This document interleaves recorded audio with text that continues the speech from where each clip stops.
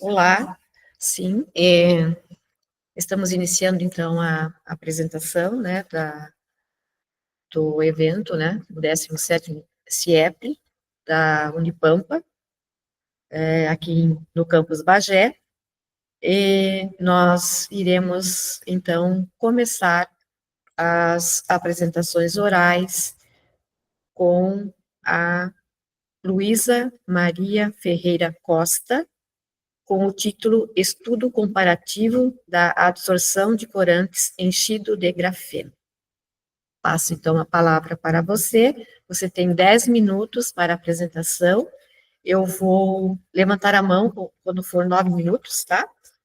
E depois você terá 5 minutos para perguntas e as respostas. Enfim, 20 minutos para a apresentação do teu trabalho, tá? Então, passo a palavra para você. Boa noite.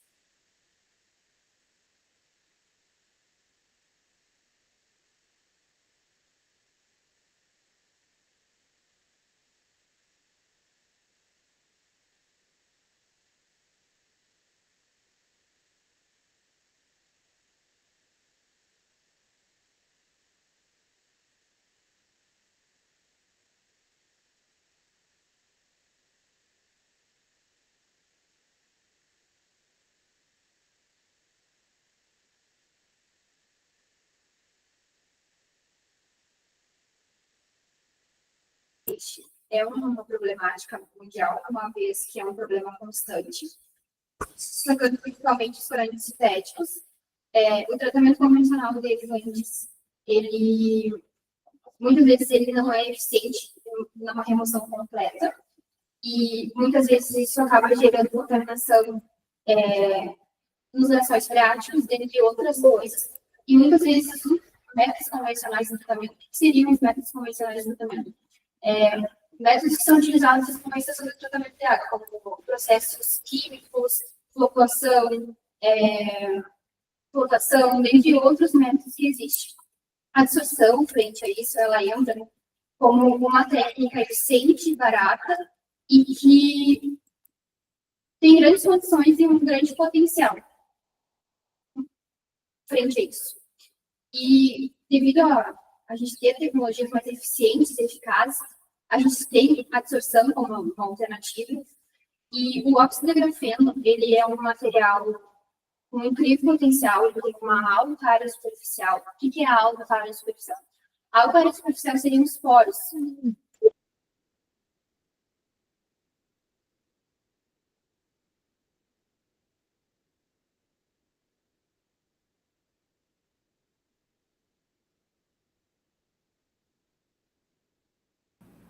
Ah, tá.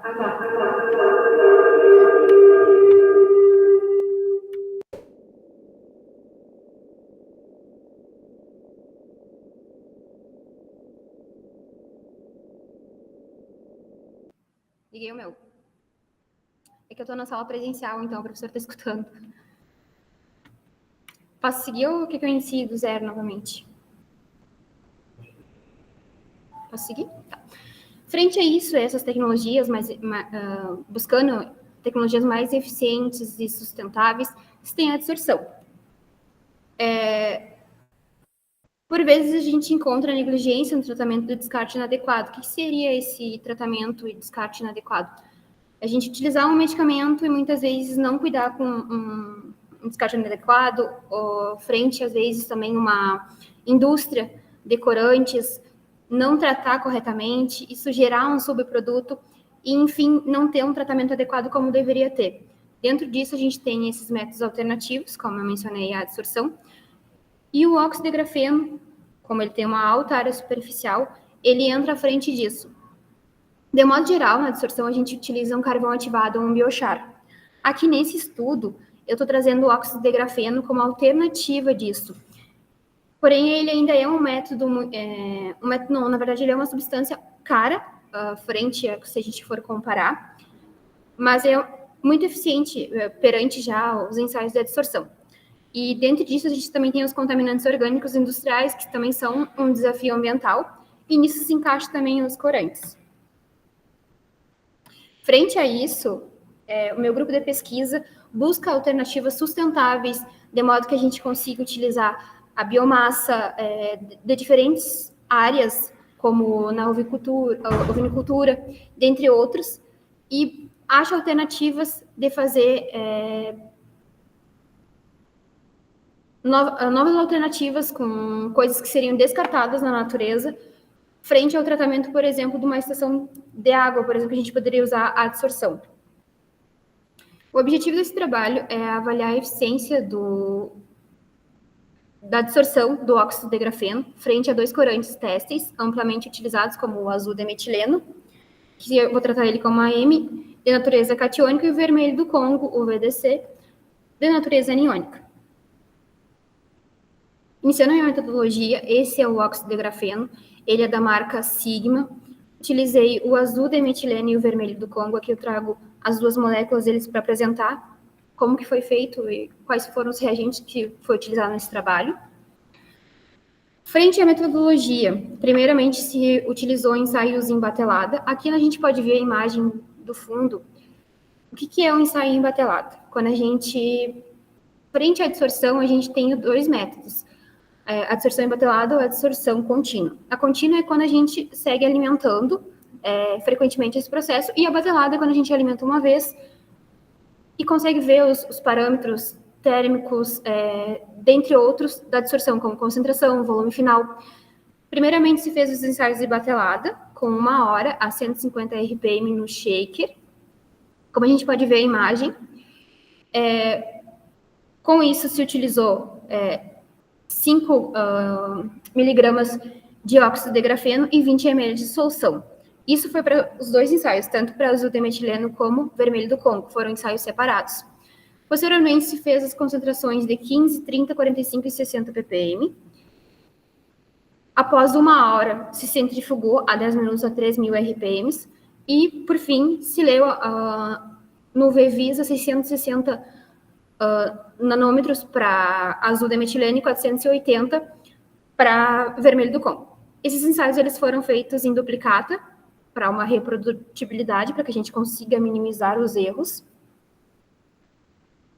Eu trouxe aqui para mostrar mais claramente como que isso ocorreu. Na imagem, a primeira aqui, eu trago o azul de metileno. A gente pode ver que ele está em Erlens, e depois, posteriormente, da agitação, a gente pode ver que sobrou só o óxido de grafeno. Então, foi uma adsorção eficiente. Da mesma forma que no vermelho do Congo também, como a gente pode ver nesses balões, a cor está um pouco mais forte. E a intenção, de fato, é a gente remover essa cor. Para quem não é da área e não entende como que funciona a adsorção, quando a gente trata com corantes, a gente consegue visualizar isso, a gente consegue perceber e ver, de fato, como que ocorre isso. Como a gente pode ver aqui na primeira imagem, eu tenho azul de metileno, e posteriormente eu vou ter uma boa remoção, como a gente pode ver aqui nesses Erlens. No fim ali, a gente só vê esse pretinho, seria o óxido de grafeno, porque o que é o óxido de grafeno? Ele é um material de carbono, e ele é pretinho. Não trouxe uma imagem aqui para mostrar para vocês, mas aqui no primeiro, quando a gente vê, dá para a gente ver que tem 2 fases no azul, entre o azul e o preto. O preto seria isso. Quando a gente mistura isso e coloca lá no shaker, ele fica por 1 hora. E a intenção é que ele remova, ele suga essa substância para dentro das partículas dele. No caso, o grafeno, ele vai sugar. Para quem não é da área, que não entende como funciona isso aí, eu estou tentando explicar um pouco melhor como que funciona. Bom, posteriormente eu trouxe aqui uma tabela mostrando a remoção tanto do vermelho do Congo após fazer os cálculos, a capacidade deles também, e eu trouxe 2 concentrações que foram as 2 concentrações mais significativas nesse estudo, que foi a de 15 e 45.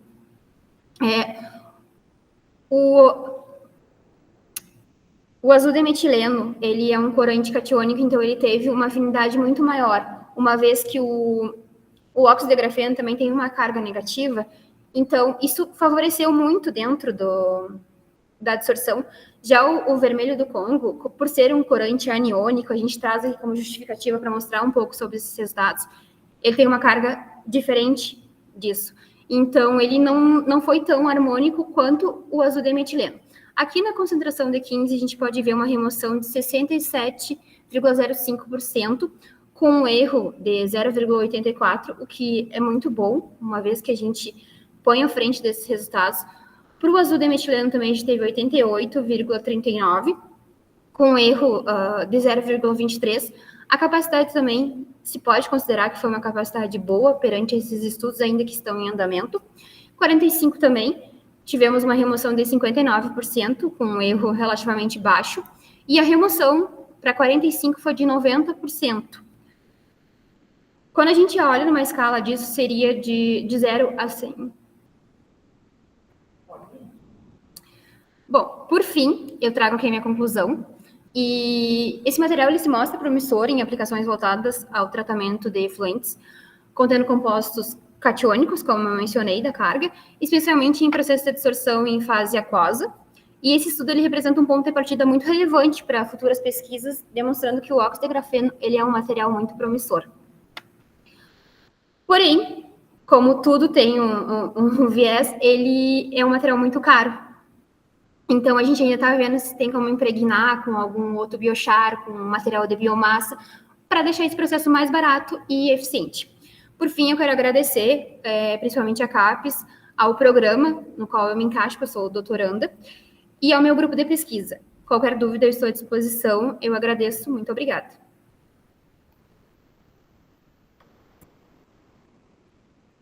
Muito bem.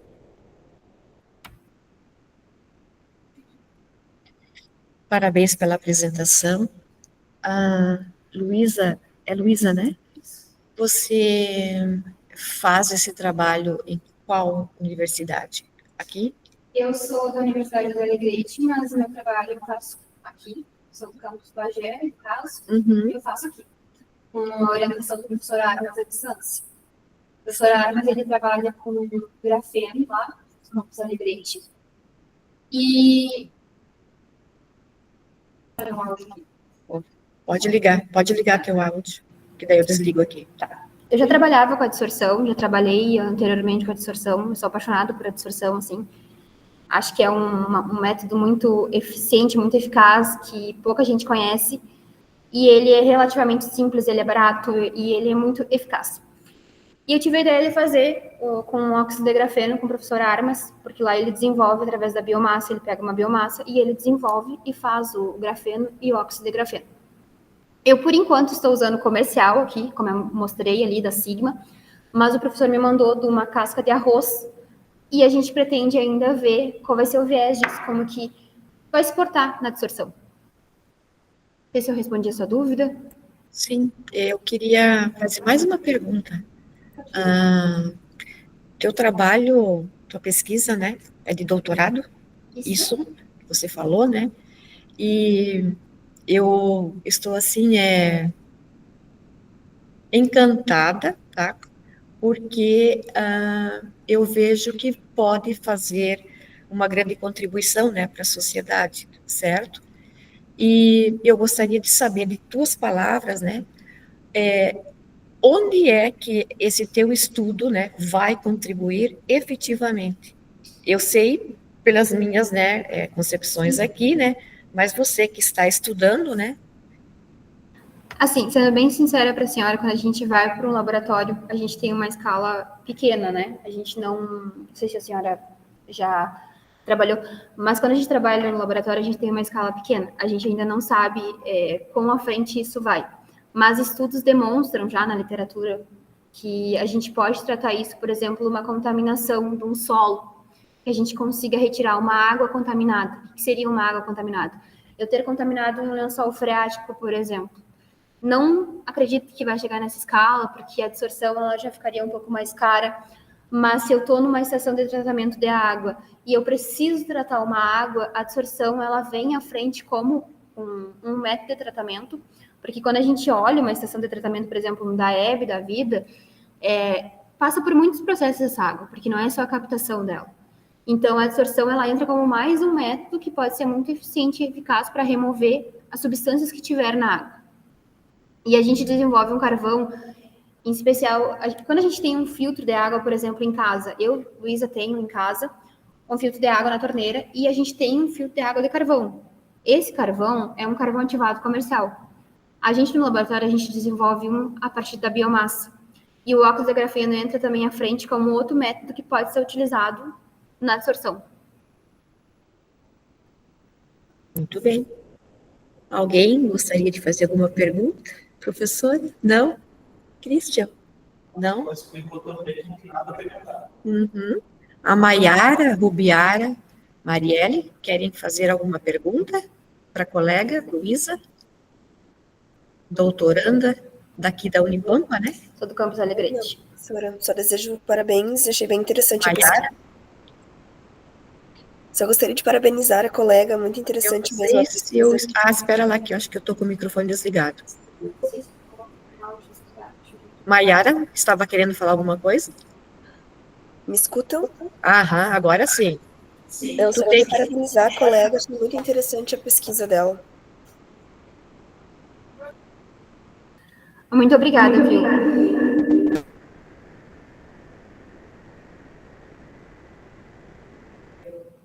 Acho que foi. Muito obrigada, viu? Não sei se tem alguma dúvida, mas se tiver à tua disposição também, eu não deixei meu e-mail, me perdoem até, porque acabei não ajustando. É isso. Muito obrigada, tá? A tua explicação aí final, né? Deixou mais claro, tá?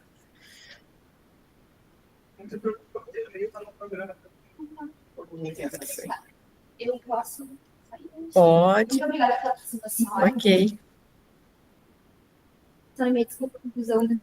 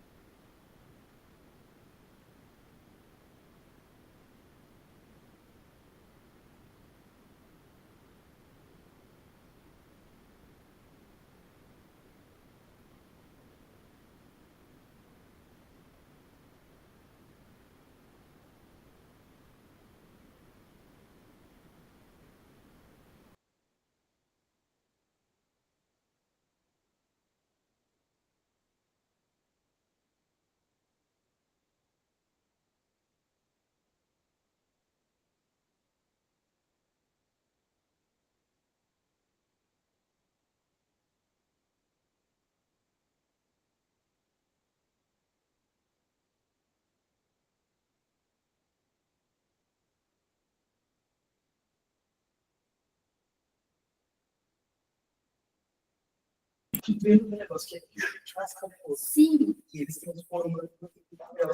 É que são coisas, às vezes, que no ambiente, por mais que possa degradar, não se degradam tão facilmente, né? Muito obrigada. Muito obrigada. Bom trabalho, tá? Sucesso. Muito obrigada, realmente.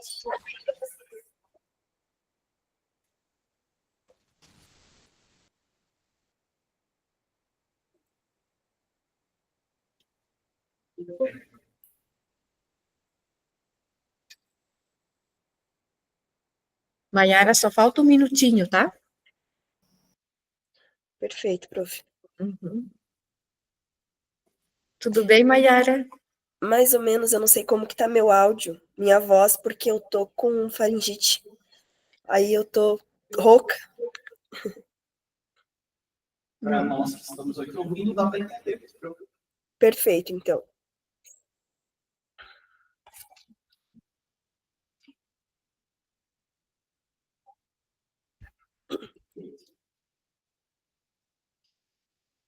Maiara Chari Brandalize? Maiara Chari Brandalize. Aham. Você vai, então, apresentar o trabalho Experimentação e Aprendizagem Significativa para a Promoção do Ensino de Ciências. Então, passo a Certo. palavra para você. Boa noite, então. Me chamo Maiara Chari Brandalize. Atualmente eu sou mestranda do programa de pós-graduação do Ensino em Ciências, né? Educação em Ciências, Química da Vida e Saúde. Mas o trabalho que eu trago para vocês hoje ainda é reflexo das atividades que eu fiz na graduação, ano passado. Então, experimentação e aprendizagem significativa para a promoção do ensino de ciências.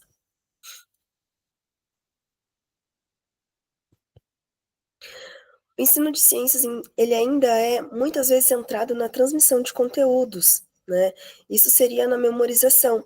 E essa abordagem, ela não dialoga com a realidade dos estudantes e dificulta, de certa forma, a aprendizagem no modo mais significativo, surgindo então a necessidade de repensar práticas pedagógicas, tornando-as mais ativas e contextualizadas, colocando o aluno no centro do processo de aprendizagem. Eu tenho a fundamentação teórica com a teoria de Ausubel, né? A teoria da aprendizagem significativa, onde a aprendizagem ocorre quando novas informações se ancoram em conhecimentos prévios, onde o sujeito tem os conhecimentos já estabelecidos sobre alguma coisa e a gente faz, então, essa construção a partir do que o sujeito já sabe, né? As metodologias ativas, então, que nem eu já mencionei, eles colocam o aluno como protagonista no processo de ensino-aprendizagem. Então, ele não se torna responsável pela própria construção do conhecimento, mas sim responsável pela atuação nessa construção de conhecimento. E o ensino de ciências contemporâneo, né, que deve formar sujeitos críticos, reflexivos e participativos para lidar com os desafios da sociedade contemporânea. A atividade experimental problematizada é uma estratégia que integra a teoria e a prática por meio de problemas reais ou contextualizados, né, estimulando a investigação, a reflexão e a argumentação dos alunos, onde o professor ele assume o papel de mediador e orientador da aprendizagem. Então ele acaba ali construindo uma ponte, né, para essa aprendizagem, onde o aluno consegue ser o protagonista e o professor o mediador, o facilitador nesse processo.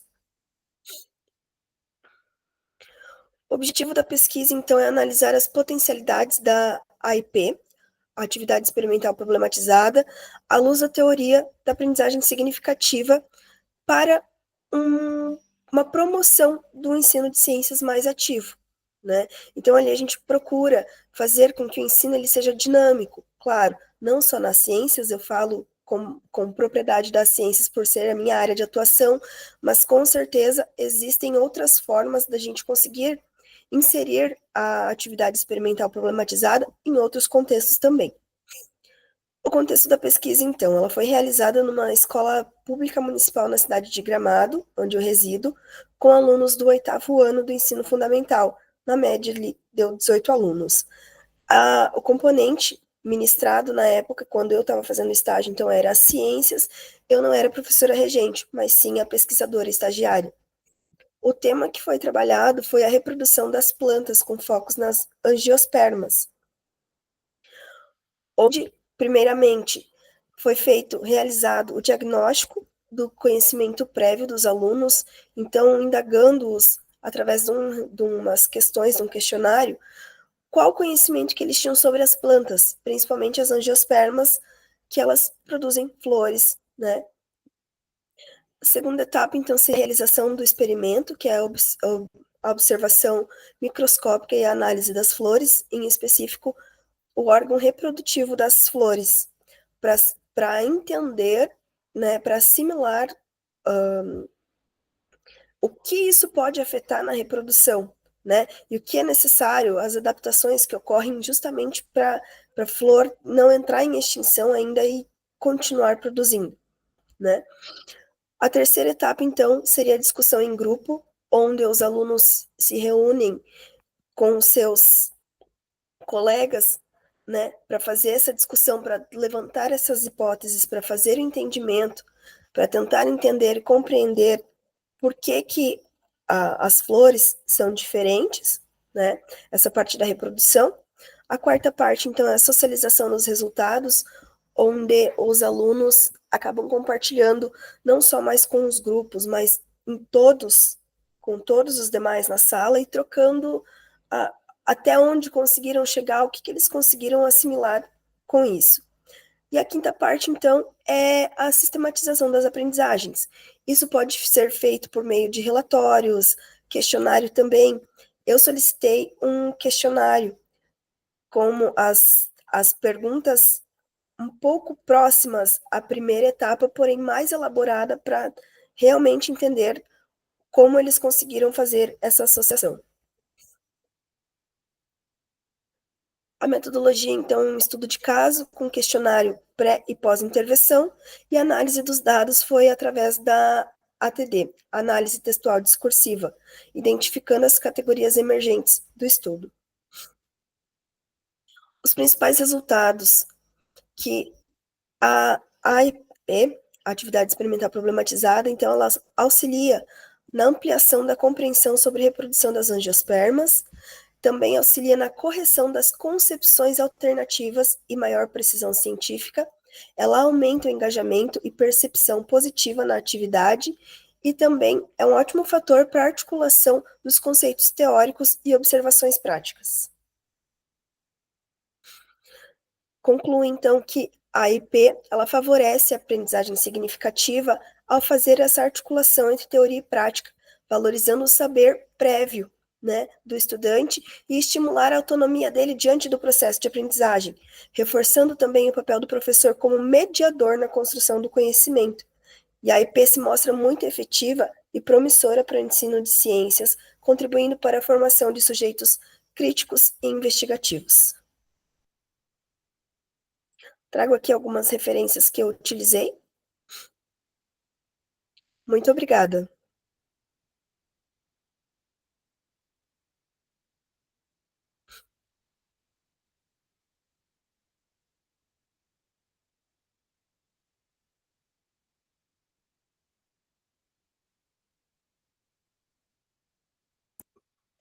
Muito bem, Maiara. Gostaria de saber, então, se há alguém que gostaria de fazer alguma pergunta para a Maiara, Marielle, Rubiamara, professora, professor. Alguém gostaria de fazer alguma pergunta? Não? Marielle, não, Marielle não, Maiara. Eu gostaria de saber se o teu projeto passou pelo Comitê de Ética. Não, não. Não, tá. E qual você percebe, né? O que você percebe como impacto social esse teu projeto, esse teu estudo? Eu sei que você já apontou ali na conclusão, né? Qual é o impacto que teu estudo vai trazer para a sociedade, né? Para a área de ciências, para a área para os professores, né, de ciências, né? Ficou bem claro. Mas eu queria ouvir da Maiara. Eu busco, assim, na minha prática, falando agora na minha parte pessoal, né? Na minha prática, eu procuro muito essa parte das atividades, das propostas de metodologias ativas, né? Onde a gente coloca o aluno no centro do processo de aprendizagem. Eu acho que os alunos estão tendo uma forma, não sei se vamos colocar essa palavra, mas uma preguiça, né, para desenvolver as atividades, onde também os professores têm medo de inserir a experimentação dentro da sala de aula, justamente pelo fato de não saber se eles vão ter o resultado positivo. Só que a experimentação é justamente essa, não ter certeza, ir lá fazer, se der certo, deu, se não der, também foi bom, porque tu teve resultados, né, sendo positivos ou não, a tua prática está refletindo.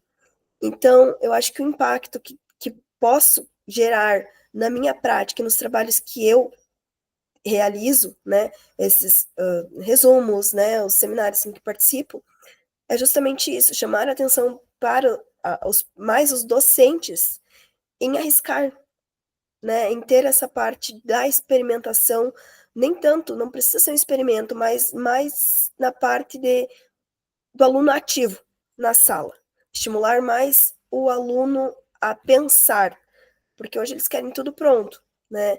Então, tu tem que dar uma instigada, uma estimulada para que eles possam tentar sozinhos fazer as conexões, né, a construção do conhecimento. Você acredita que essa proposta pode também ser feita no ensino fundamental 1 né? Sim. E no ensino médio também? Sim, com certeza. Com certeza. Na verdade, nem tanto a proposta é mais relacionada ao conteúdo, mas a atividade experimental problematizada, ela pode ser realizada em qualquer etapa do ensino. Em qualquer Inclusive etapa. no ensino superior, inclusive no ensino superior. Sim, sim. Uhum. Então, tá. Christian, professor Christian? Eu gostaria de fazer uma pergunta. Tu falou sobre metodologias ativas. Dá para ouvir? Bem baixinho, mas consigo. Espera que eu chego mais perto. Perfeito, melhorou já. Tu falou sobre metodologias ativas e tu mencionou já uma delas.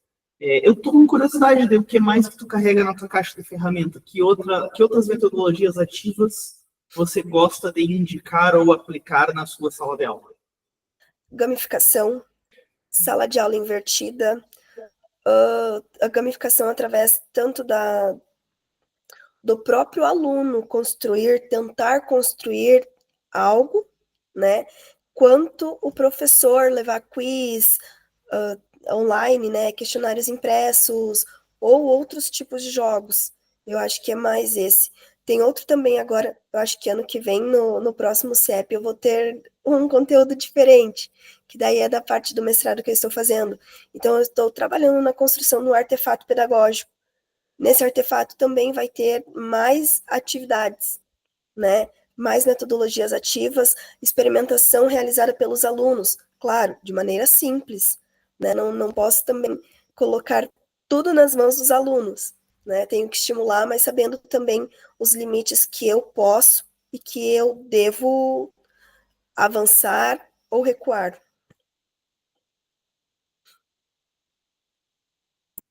Era isso, muito obrigado. Eu que agradeço. Obrigada, Mayara, tá? Obrigada. Excelente apresentação, tá? E também um estudo assim que merece todo o nosso reconhecimento, tá? Continue trabalhando nesse teu trabalho aqui e a gente então espera você ano que vem aqui no CIEP novamente para apresentar esse trabalho que você está desenvolvendo. Pode deixar. Deixa eu só compartilhar com vocês também nessa parte mais no aluno fazer, né? Na escola, eu sou docente no setor estadual, né? Então, eu dou aulas em escolas do estado. E eu tenho turmas numa escola que eu montei agora a feira de matemática.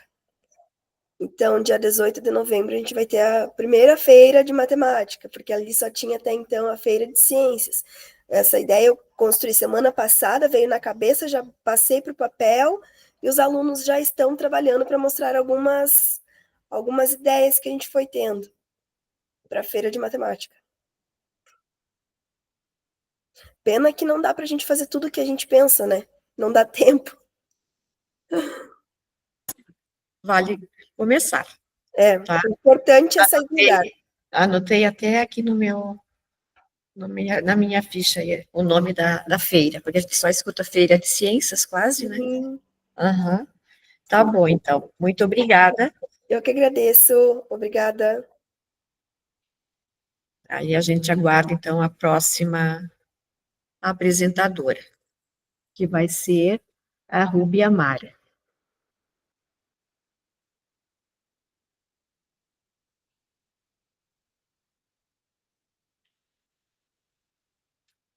A Ruby Amara está aí? Se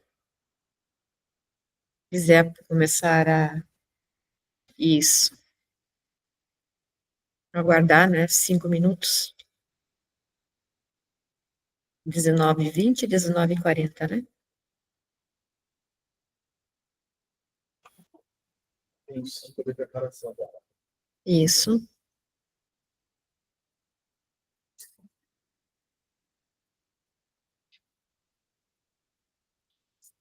Ruby Amara, você consegue ligar a câmera? Como é que está a tua câmera? E a tua voz? Teu áudio?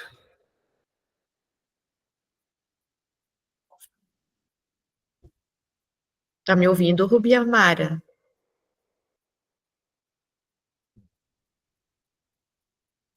senhora tá com o volume aberto? Sim. Deixa eu ver aqui. Espera. Só se é eu que tô com... Vamos ver. Tô. É. Deixa eu escrever aqui para ver se ela...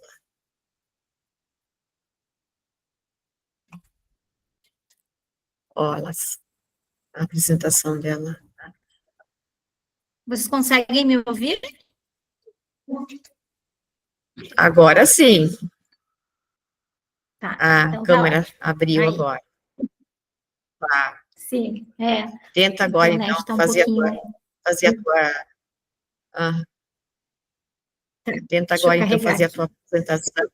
Uhum. A tua orientadora está aqui.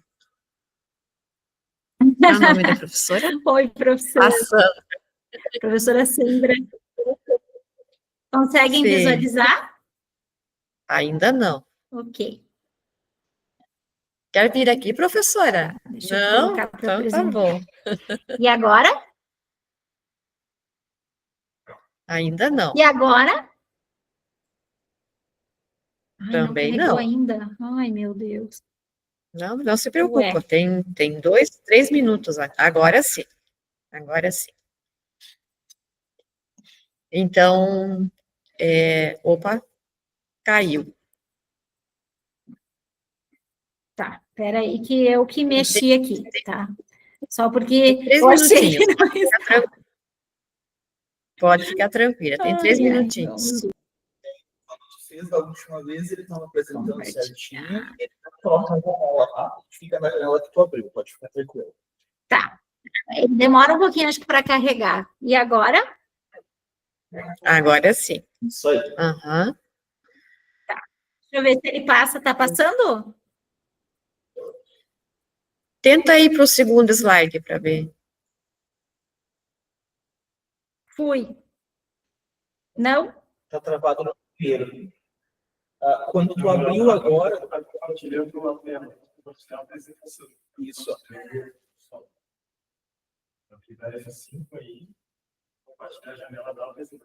Ou eu... Consegue ouvir o professor? Não. Tá. Quando tu abrir, tu clica nos 3 pontinhos, tu clica em compartilhar tela. E aí vai ter uma opção de compartilhar tela e tem outra opção de compartilhar aplicativo. E na de aplicativo, tu coloca ali para compartilhar o nome da tua apresentação. Não é aqui? Isso é, essa tela que ela deve estar aberta.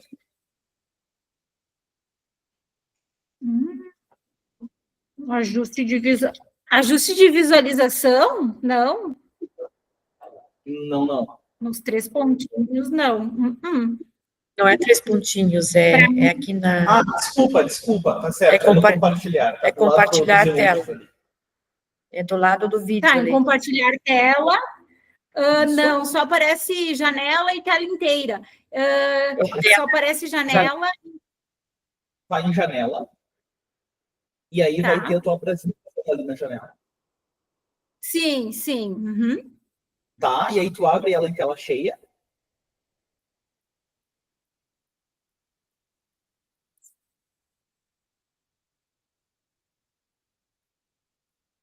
Eu vou em janela, eu vou aqui na tela inteira É aqui. que essa daí mostra a tela inteira. Aí a senhora mostra tudo que a senhora está fazendo. Sim, Com a janela mostra só a apresentação. tá certo.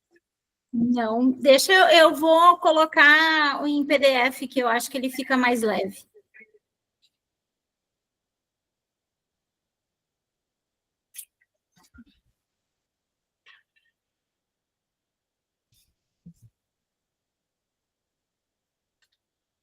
Se tu quiser, pode nos encaminhar o arquivo que a gente pode apresentar aqui também, é uma opção. Só um pouquinho.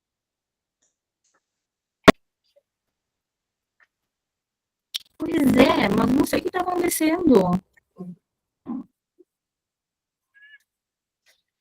Tela inteira. Tá. Compartilhar. Aí eu vou compartilhar minha tela inteira. Vocês conseguem ver? Isso. Ainda não. Sim?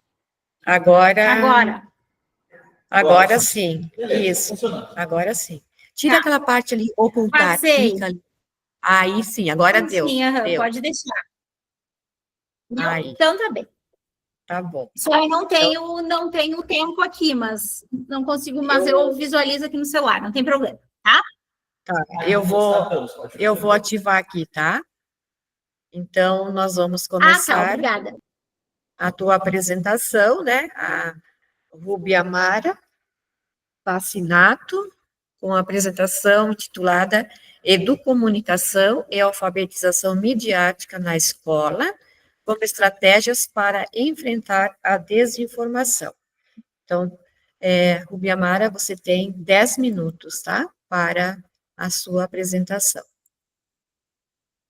Tá certo. Muito obrigada, professora. Então, eu sou a Rubia Amara, sou professora do Instituto Federal IFRS Campus Sertão, né? Sou mestre e doutora, então, em letras e também sou jornalista. Então, fazer essa especialização era algo que eu havia planejado há muito tempo e agora estou finalizando, então, já que esse é meu trabalho de finalização do curso de especialização em mídias e educação, que é a parceria entre a Unipampa e a Universidade Aberta do Brasil, que está sob orientação da professora Sandra.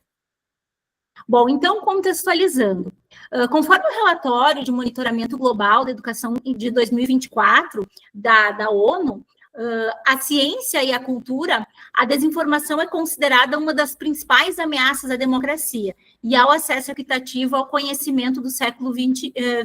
E a gente teve prova disso, principalmente nas questões eleitorais ligadas ao nosso país. 70% da população, essa pesquisa também apontou, já foi exposta a algum tipo de conteúdo falso ou enganoso na internet. Então, diante disso, a gente começou a pensar, e é uma problemática que se coloca de frente à escola, é como a articulação entre educomunicação e alfabetização midiática pode favorecer a formação crítica dos estudantes e também o enfrentamento da desinformação. Então, como objetivos, nós trabalhamos a identificação das diretrizes da BNCC, que possam contribuir para esse fim, e também nós investigamos que práticas e estratégias já foram implementadas em escolas, baseadas na alfabetização midiática e na educomunicação, que podem, então, ser colocadas para trabalhar e enfrentar a desinformação no contexto escolar. A metodologia é a pesquisa de natureza qualitativa, de caráter exploratório, baseada em levantamento bibliográfico e documental.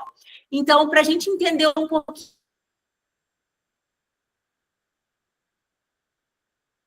sobre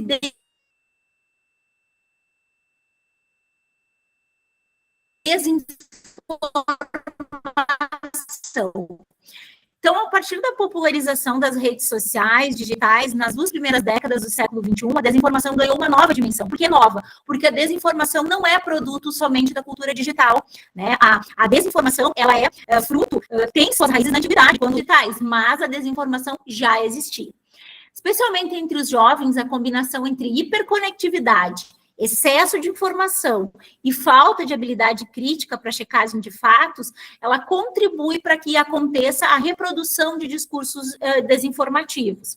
Então, Bashur nos diz que a desinformação, ela deve ser entendida como uma operação social e não como uma conduta individual. Isso porque orienta o comportamento humano, a despeito da falsidade, ao permitir uma atribuição de sentido ao mundo. Então, pensando um pouquinho sobre a alfabetização midiática, o nosso autor base é o Hobbes, e ele diz que a alfabetização midiática é o processo pelo qual os indivíduos desenvolvem habilidades críticas para acessar, analisar e avaliar, criar e compartilhar conteúdos midiáticos de forma consciente e responsável. Já a educomunicação, que tem como base o autor Soares, trata-se de um modelo interdisciplinar que estimula a participação ativa dos sujeitos na criação e análise de conteúdos, cuja sustentação não reside exatamente nos parâmetros da educação ou da comunicação, mas está estruturada nessa interface entre educação e comunicação. Então, da interface da educação midiática com educomunicação, a integração, então, dessas duas áreas permite à escola enfrentar de forma estratégica a desinformação, fortalecendo o papel do professor como mediador e agente político, capaz, então, de articular saberes escolares com práticas sociais contemporâneas. Esse enfoque, ele favorece a autonomia dos estudantes frente às múltiplas linguagens midiáticas que temos e possibilita que eles também avancem enquanto receptores da informação, né? Então, os estudantes passam a ser proativos e não mais receptores passivos. Então, análise dos resultados. Nós analisamos a base comum curricular, né, de 2018, foram analisadas as habilidades e competências do ensino fundamental, foram analisadas 5 habilidades e competências, já que é nessas que nós temos o tema abordado, e do ensino médio foram analisadas 3. A base comum curricular não menciona, né, aqui já é um resultado, diretamente os termos alfabetização midiática e nem educomunicação, e também não considera eles enquanto campos autônomos. O que a gente tem na BNCC? Tanto para o ensino fundamental quanto no ensino médio, o texto reconhece a centralidade da cultura digital e o papel da mídia na formação cidadã, e também aborda explicitamente fenômenos como fake news e a pós-verdade. Ao fazer isso, ela sinaliza que a escola deve assumir um papel ativo na promoção do letramento midiático dos estudantes. E aí, nós trazemos também uma proposta, né? E é a proposta multidimensional, que é enquanto uma prática pedagógica. Ela é, então, a alfabetização midiática, segundo Alencar e Brizola, ela envolve prioritariamente a interação sujeito e objeto, considerando que os alunos são os sujeitos e a interação com a mídia, o objeto. A interação, ela exige a combinação de diferentes dimensões, né? E, por isso, tratada como uma proposta multidimensional. E essa proposta, ela está aliada à taxonomia de Bloom. A taxonomia de Bloom é uma versão revisada, né? Ela é de 1956, mas essa é uma versão revisada de 2001. E esse modelo de aprendizagem é estruturado em níveis de complexidade diferentes. Então, nós partimos do nível simples para o complexo, a partir de atividades que envolvem lembrar, entender e aplicar, que são ações simples, e um segundo nível, que são atividades mais complexas, como analisar, sintetizar e criar. Então, a partir dessa proposta, no caso da desinformação, essa possibilidade fomenta a checagem crítica do objeto, sendo possível avançar os limites do nível cognitivo básico, que seriam as ações simples, os 3 verbos simples, e capacitar o aluno a identificar, categorizar e reproduzir uma notícia, além de trazer atividades que combinem análise e avaliação que se materializam em uma ação crítica e consciente. Como considerações finais, então, a integração entre educomunicação e alfabetização midiática revela-se uma estratégia pedagógica potente, capaz de articular os princípios da pedagogia crítica com demandas emergentes da sociedade da informação que nós temos hoje. As análises mostraram que a BNCC, ainda que não empregue diretamente os termos alfabetização midiática e educomunicação, apresenta diretrizes e habilidades que dialogam com esses campos, sobretudo no campo jornalístico midiático. E a proposta multidimensional, ao alinhar o planejamento educativo aos níveis cognitivos da taxonomia de Bloom, ela apresenta-se como um caminho para que a escola avance no uso instrumental das tecnologias e também para a promoção de processos reflexivos. Essas atividades estruturadas, segundo essa matriz, da proposta multidimensional, favorecem não apenas o desenvolvimento de competências de verificação e análise da informação, mas também a criação de narrativas fundamentadas e socialmente responsáveis. Essas são minhas referências. Muito bem. Muito obrigada. Muito bem. Parabéns pela apresentação, parabéns pelo trabalho. Vou só desativar aqui o tempo.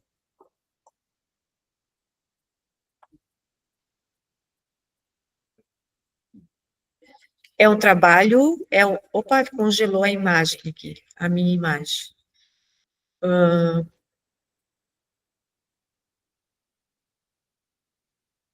é um trabalho que já foi finalizado, Rubi Amara?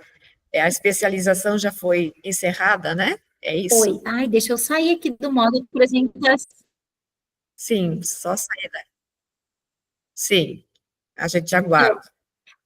Eu vou. Ela está em fase de finalização, professora. Vou defender no dia 15. Deixa eu Certo. parar de compartilhar isso, senhor. Certo. Espera aí, um pouquinho, prof. Mas, prof, pode ir perguntando que... Aí, já deu, já parei de compartilhar. Como é que surgiu essa proposta? Congelou. Essa Conseguiu proposta, ouvir? eu sou professora de educação... eu acho que eu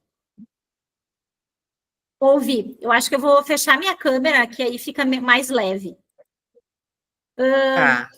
Na verdade, eu sou professora do Instituto Federal, né? Então, e sempre fui professora também de educação básica, e a gente nota que, embora nós estejamos num espaço em que, notadamente, nós temos essa possibilidade de trabalhar o letramento midiático, nós não desenvolvemos essas habilidades nos alunos.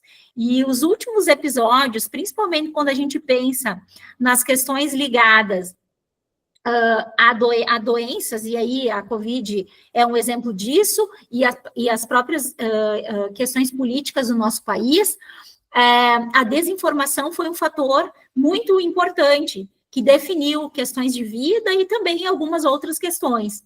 Então, isso é importante desenvolver entre os alunos, essa capacidade de checagem, né? Porque a desinformação, ela tem como base, muitas vezes, a questão emocional, né? O indivíduo, ele não... Então, é nisso, nessa prática diária, e como eu tenho as duas formações, então, eu gosto de trabalhar, eu trabalho muito com texto jornalístico e com produtos midiáticos em sala de aula.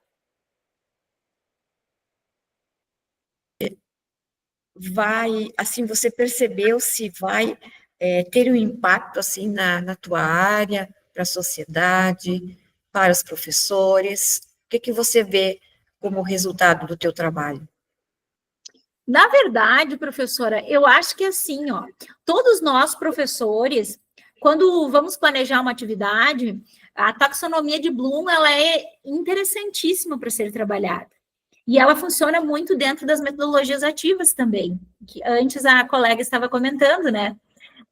Por quê? Porque ela nos mostra um processo do ensino à aprendizagem. Primeiro você aprende, depois você aplica o que você aprendeu.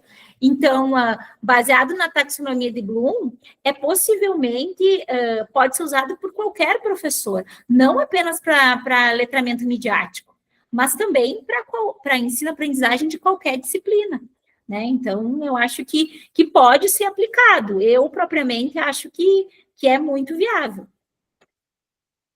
Porque pensando numa notícia falsa, você pode trabalhar a notícia. O que é falso? Como é que a gente poderia tornar essa notícia verdadeira? E aí você vai fazendo e trabalhando dentro dos 6 verbos que Bloom trabalhava, que Bloom estudou. Ok, muito obrigada, tá, pela sua participação, pela tua apresentação, tá, divulgando o teu trabalho, e talvez a professora orientadora queira falar alguma coisa, não sei, professora. Pode vir aqui para dar um oi para a tua orientanda. Vou dar um oi aqui, vou parabenizar a Rubi Amara, meu orgulho. Vamos para a banca em breve. Muito bom a tua apresentação e, assim, só engrandece o nosso curso de especialização da Unipampa em mídia e educação. Obrigada. Ok. Obrigada, professora. Obrigada. Parabéns, tá, professora? Obrigada. Aí, vou parar aqui a cancelar. Ok.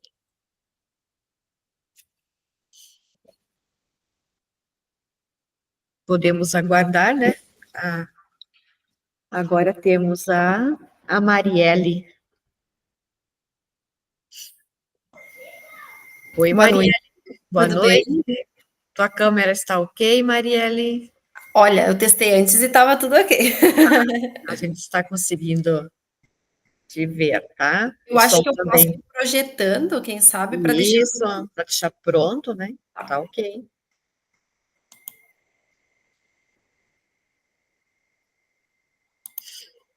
Vamos ver se deu certo.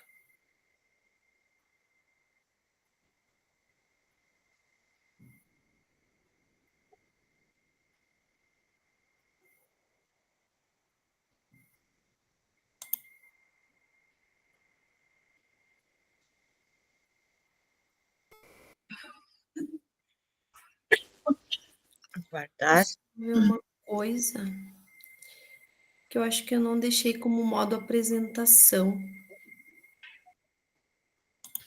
Só testar, hein? Deixa eu só ver aqui.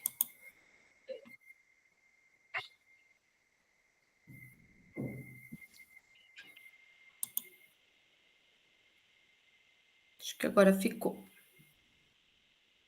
Muda o slide, né? Para ver se está tudo certo. Tá.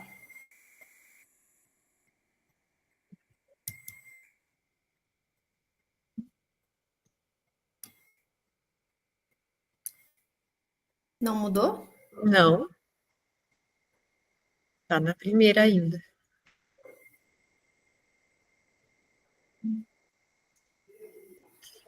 Eu só, para mudar o slides, eu só vou passando para o lado, né? Não... Talvez é o mesmo que a Ruby Amara, talvez entre lá novamente, sai, né, da apresentação e vai lá na janela, né? Aham. Clica ali, partilhar. E Vamos ver se assim, se eu fizer assim, mudou? agora deu certo. Tá, Agora eu acho funcionou. que o que vai acontecer é que eu não vou estar no vou estar ao lado, assim, na apresentação, então eu não vou ver a questão do cronômetro, mas eu vou cuidando aqui. Tá, eu vou te dando sinal, vou levantar a mão, tá? Aqui a mãozinha aqui, tá bom? Assim, Tá né? certo. A hora que faltar 1 minuto, tá bom? Tá bem. Agora, aí. Já faltam aqui 2 minutinhos. Uhum. Então, a Marielle Souto Liano Teodósio vai apresentar, então, o trabalho intitulado Desempenho Motor de Bebês Muito Prematuros e Prematuros Extremo. A orientadora, a professora doutora Eloá Maria dos Santos Chiquete. Não sei se é assim que se fala, tá? Vou aguardar aqui só 1 minutinho, estou aqui ativar o cronômetro.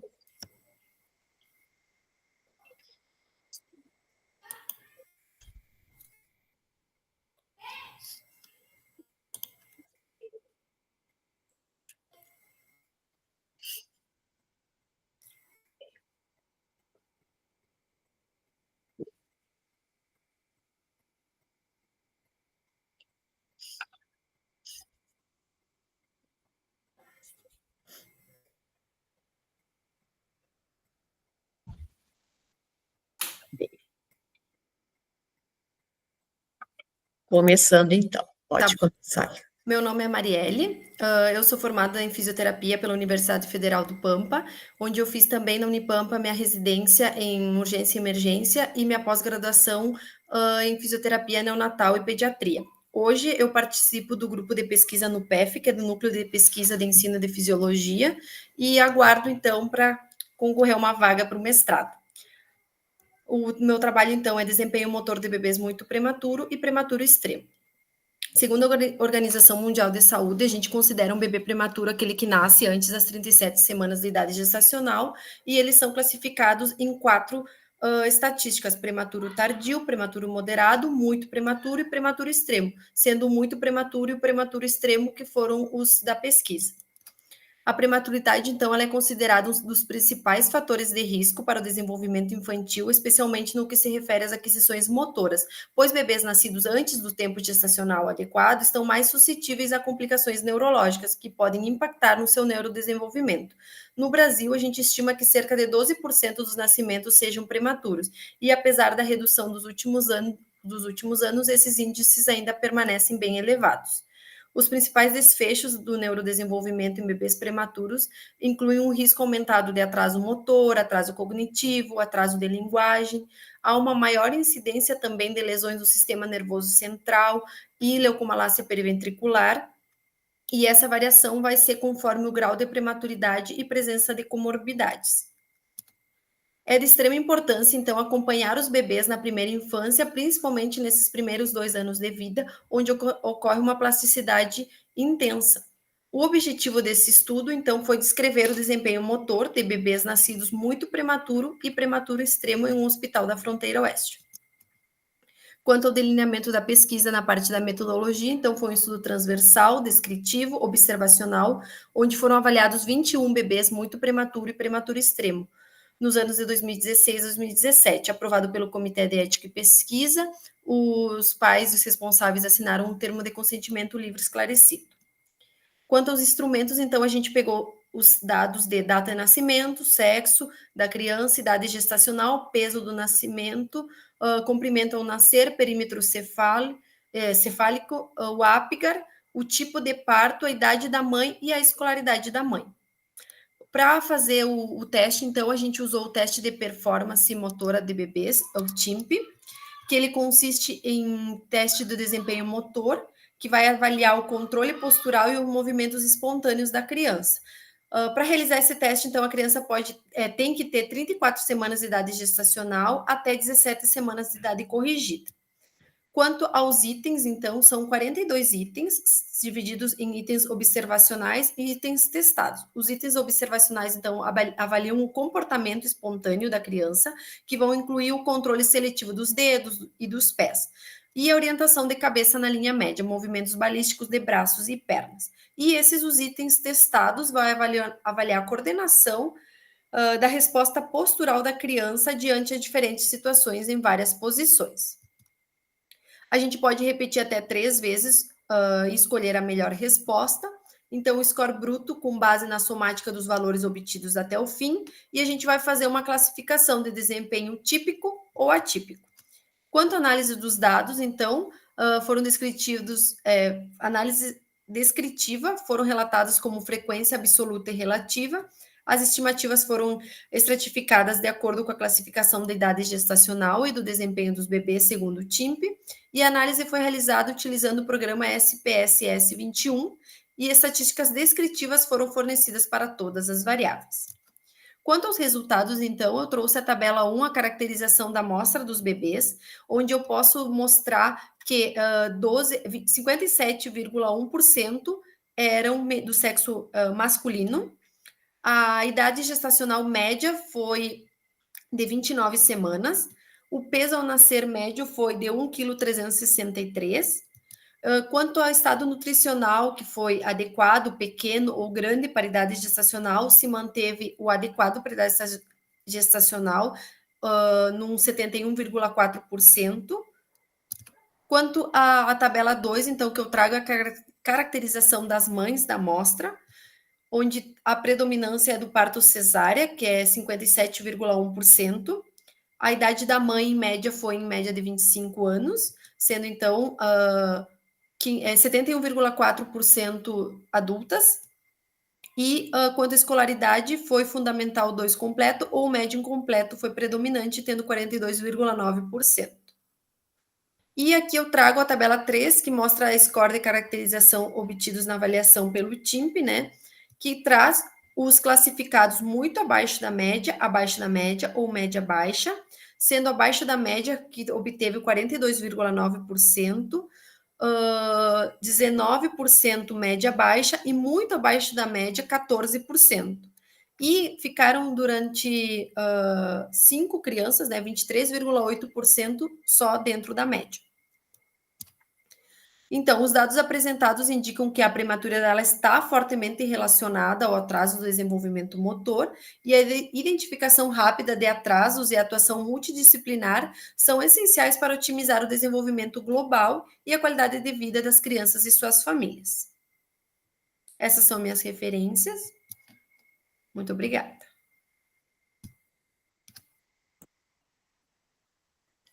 Muito bem. Vou cancelar aqui Uhum. pode parar a tua apresentação. Parei. Não sei se foi. Olha, Marielle, parabéns Obrigada. pelo teu trabalho, pela tua pesquisa. É um trabalho de TCC? Foi o meu TCC da pós-graduação de neonatologia e pediatria. Uhum. E eu vi que teus dados indicaram, né, como a instrução, né, o nível de escolaridade influencia, né, sobre essa questão. Uhum. O que você percebeu, assim, qual foi a impressão que você teve com relação a esses dados? Porque me chamou a atenção, de minha parte. A impressão que eu tive é a mesma que eu tenho até hoje atuando na prática. Quanto menor a compreensão dos pais, menos estrutura eles têm para um pré-natal adequado, para tudo fazer tudo certinho, né? Digamos assim, menos estrutura acaba tendo e as crianças acabam vindo antes do tempo por uma pré-eclâmpsia que não foi vista, intervindo a tempo, ou por adolescentes que na nossa pesquisa ali mostrou que a maioria foi 25 anos a idade média, mas geralmente a gente vê também muito adolescente, então tem aquela questão do adolescente como é que eu te digo, não estar preparado ainda para gerar, então a criança acaba vindo antes, ou o que acontece muito também, as mães muito mais velhas, que acabam tendo outras complicações, né? Então acaba que o parto prematuro acaba. Tanto é que a predominância foi a cesárea, porque aí acaba sendo uma cesárea de urgência, né? Que acaba tendo que acontecer. Como é que... Eu sou da área de letras, tá? Sou da área da educação, né, professora Sandra?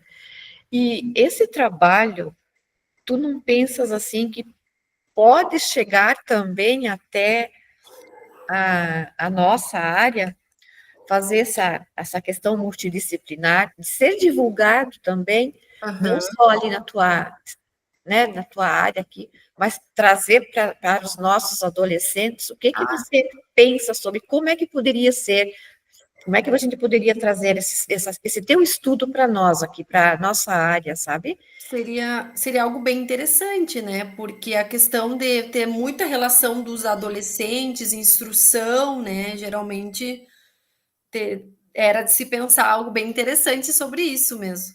Uhum. Palestras, talvez os dados em alguma conversa, né, com salas específicas, talvez abordar uma turma dos maiores, uma turma dos menores, tipo, para abordar, né, o assunto seria bem interessante. Sim. Professora Sandra, tem alguma contribuição? Ampliar o campo de comunicação, né? Eu acho que o que mais a sociedade precisa é de informação. Então, as letras entram aí, a comunicação entra aí, né? Exatamente, que vai até, né, o trabalho da Rubi Amara, né? Exatamente. Rubi Amara.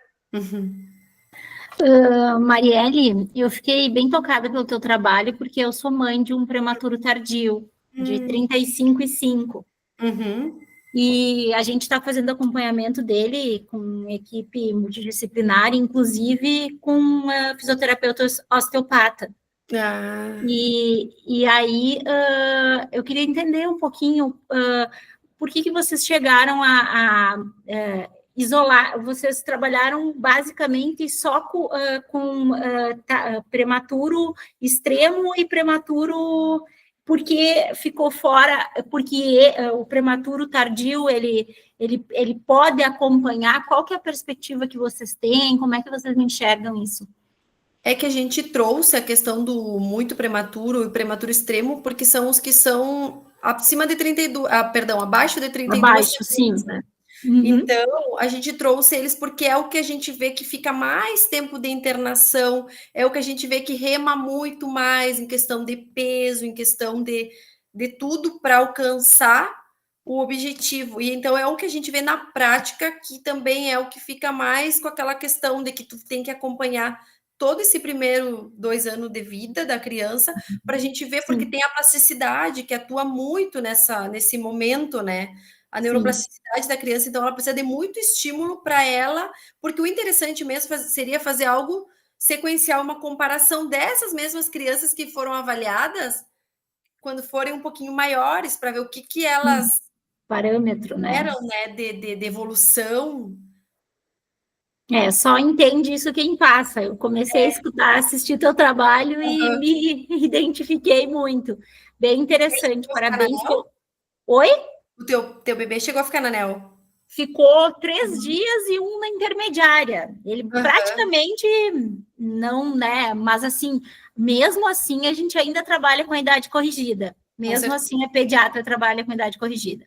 Mas não, ele tá super bem, tá quase rolando, fez 4 meses agora, tá de boa, assim, sabe? Legal. Mas a gente tem um cuidado bem maior, né, em função dessa questão da... Obrigada e parabéns. Imagina. Obrigada. Mais alguém? Maiara? Não, prof, só parabenizar a colega. Obrigada. Parabéns, tá? É um trabalho, assim, lindo. Você delimitou, né? Acho que a Rubinha Mara justamente perguntou, né? O porquê, né?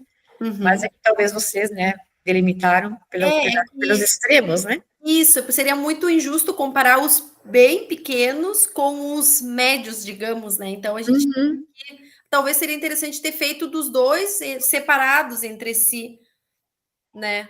Quem sabe? É que vocês delimitaram, né? Então, e aí justificou também, né? Por que vocês delimitaram, né? Claro. Fica aí a dica, tá? Divulgue, tá? Esse teu trabalho. Tá bom. Divulgue para as escolas, nem que seja no jornal científico, algo que chegue, tá? Até esses adolescentes ou as pessoas em geral, né, Rubi Amara? Maiara. Sim, importantíssimo isso, importantíssimo. Então tá, muito obrigada. Eu que agradeço.